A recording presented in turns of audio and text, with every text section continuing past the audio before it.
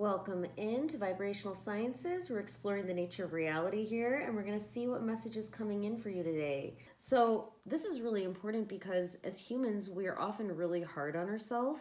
And the message coming in today is look at your gifts, look at your strengths, look how far you've come.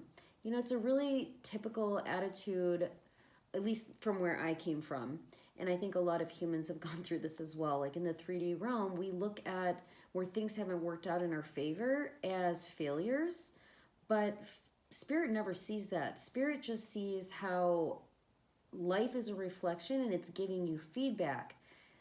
On the deepest level, we are here to become self-sovereign, to anchor in our divine design, and to become true co-creators, to really bridge the divine realities and bring it into this kind of reality. It's through choice.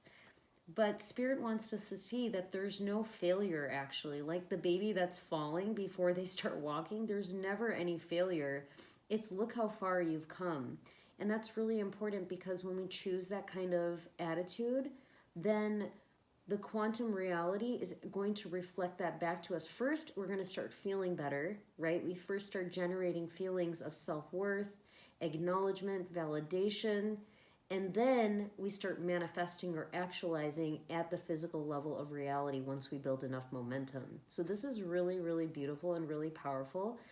In this, she's an angel. She's looking into, well, she's looking into like kind of a scrying mirror. And she's looking at the cosmos. And what I really love about this is because I often do this with clients.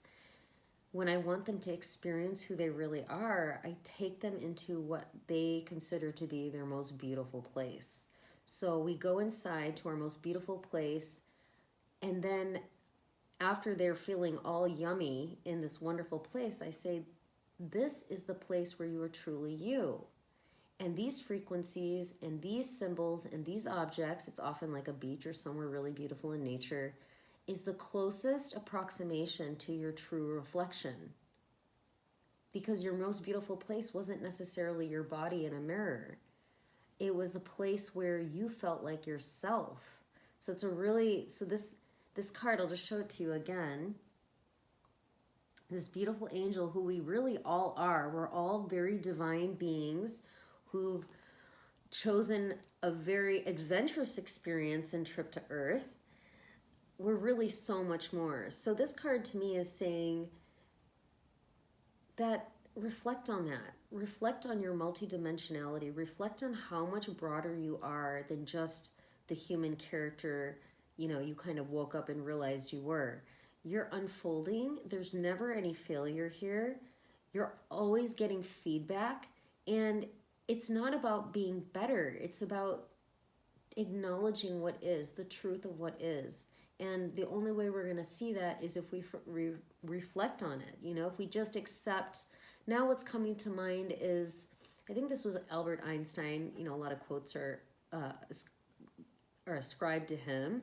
And I don't know if he actually said that. But the idea being that if you just consume information, for example, you're not going to have the time to create. That time to go inwards is really important. I mean, of course, you're here ingesting this YouTube video, and I'm very, very grateful for it, that you're ingesting this information and that it's resonating with you. But it's really important to honor ourselves and really contemplate and reflect ourselves without any outside influence, because that's how we really can create. We can create from that space. We create our state of being, we choose it, we create it, and then we move from that place and we receive from that place. And I'm just going to share a small anecdote. About a decade ago, I released my first solo albums. You know, I'd played in bands over the years, but I never released anything just myself. And the way that I put my entire album together, I had so many riffs and all sorts of things recorded.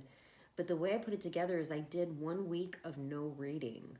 1 week of no reading. And this was a suggestion from a really popular book. It's called The Artist's Way. Okay, and I'm forgetting the name of the author right now.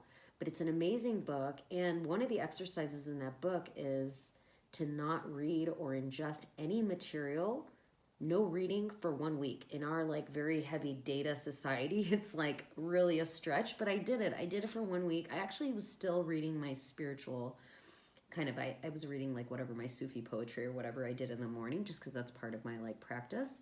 But I didn't read anything else, like nothing technical, no social media, no nothing, no emails, no nothing. This was, I think when I did this exercise was in 2012. And in that week, I had so much space for creativity that I ended up putting an entire album together with everything that I already had. Literally, it just, the whole thing wove together in a week. It was absolutely amazing.